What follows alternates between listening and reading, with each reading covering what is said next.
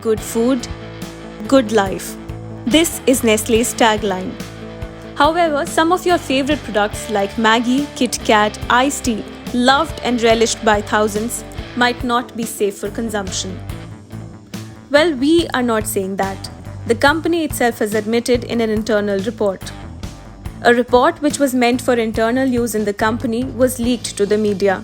The report stated that around 60% of the company's products do not meet basic health and nutrition requirements. These 60% of the products that are being talked about in the said report fall in the food and drinks portfolio. Some 70% of the company's food products fail to meet the food safety mark, along with 96% of company's beverages, excluding pure coffee. What is also extremely disconcerting is that the company in the report admitted that some of Nestlé's products will never be healthy, no matter how much they renovate and revamp. After the leak, Nestlé is now in damage control mode. The company said that it is working on a company-wide project to update health and nutrition strategy. Nestlé India has also come out with a statement. A company spokesperson said, and I quote, "Nestlé India believes that nutrition is a fundamental need and the food industry has a vital role to play in enabling healthier lives.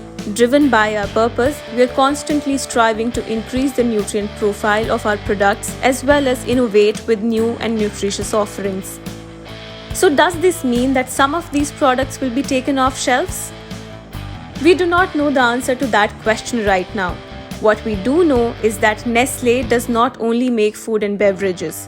It also makes dietary supplements and health products, which were excluded from the analysis. Nestlé, which is a Swiss company, has faced backlash time and again in India. In May 2015, food safety regulators in UP had reported that one of the company's most popular products, Maggi, had unexpectedly high levels of MSG. But what hit the company hard was the observation that the 2-minute noodles had up to 17 times more lead than the permissible limit.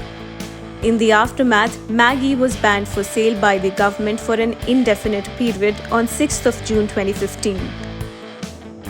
The ban was later revoked in August after tests performed by US FDA showed no dangerous levels of lead. But the latest findings by Nestlé itself has put the FMCG giant in a fix, especially when the health product market is booming in light of the pandemic.